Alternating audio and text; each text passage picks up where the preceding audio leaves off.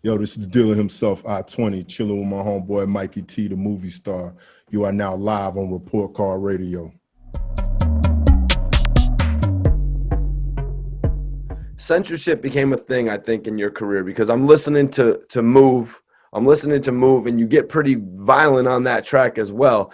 So censorship became a thing on a couple of the skits and on word of mouth, right?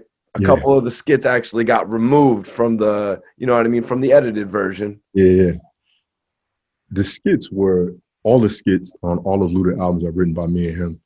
And we always just try to poke fun of the industry, not necessarily in a mean or nefarious way, but we just kind of try to make light of how serious rappers take themselves, how serious labels take this. And we would always just try to make a spin. We didn't know upon the release of his albums how many people would hear these and be like, funny, but that's really offensive, or funny, but that's kind of far. And so when Luda started having albums be released in the edited version, I was shocked at how many things were getting removed. You know, back then the skits were known for either being really gangster, being sexual, or like, you know, Ludacris was a comedy, almost like a comedy rapper in a sense, to where he would have the big head or the big arms, you know what I mean? Yeah. So you would expect a little comedy from him. So 20, tell me about getting that call though to be on one of the singles from the third album, Word of Mouth, Move. So that was the way that all worked out is why I believe in fate. Luda and Fate had just recorded.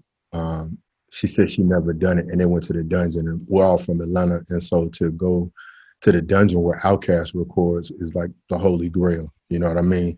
And record a song produced by Organized Noise is as big as it gets. So when they did it, I was damn near jealous because I was like, damn, I would have loved to go. I would have loved to be on that song.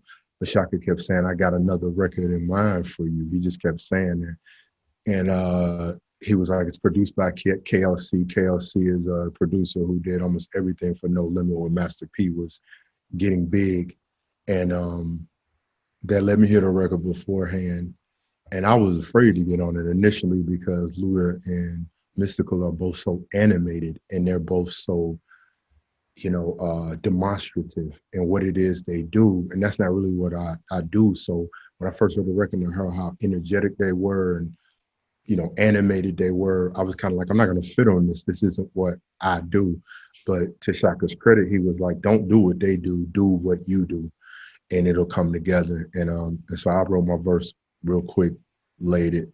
I would have never thought that the song would have been so big or my verse would be so popular, considering there were two big heavyweights on that song.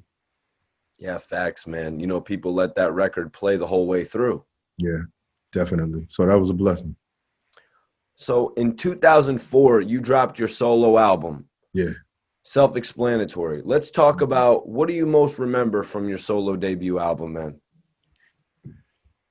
The fun that I had being in control and being able to record my solo album and being able to work with some of the producers I work with. But the thing I remember the most is how many people I had to prove wrong to get to work on the album.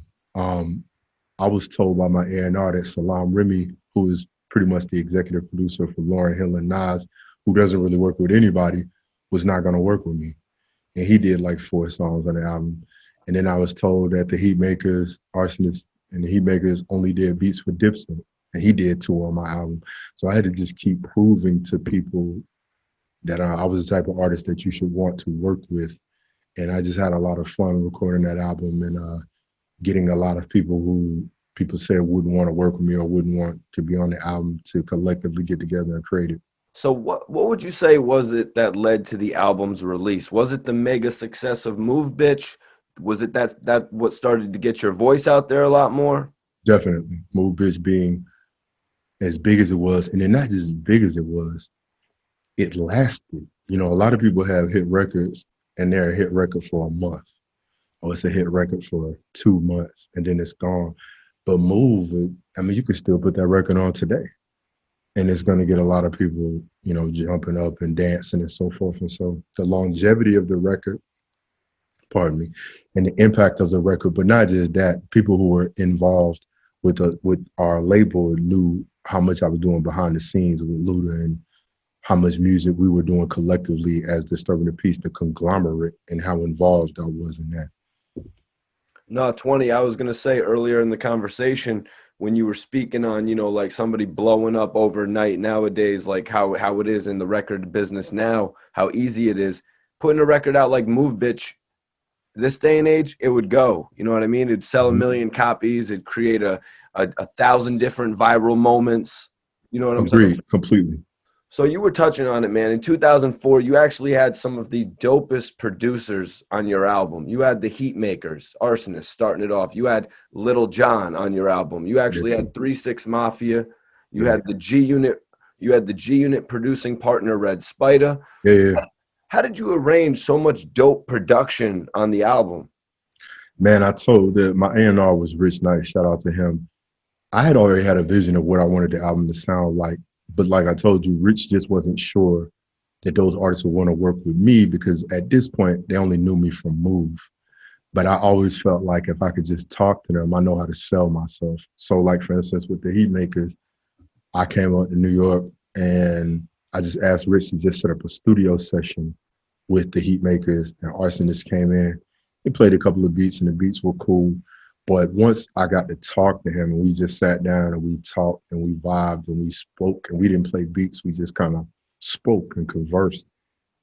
Then he just started making beats up on the spot for me and I started, you know, recording. And I flew out to Miami and I was out in Miami with Salam for like 2 weeks. And again, me and Salam spent the first like week not making any music, just getting to know each other, just talking, asking each other's views on politics and life. And once Salam was like, I like your energy, I like you as a person, it became so much easier to have a cohesive and kind of symbiotic relationship.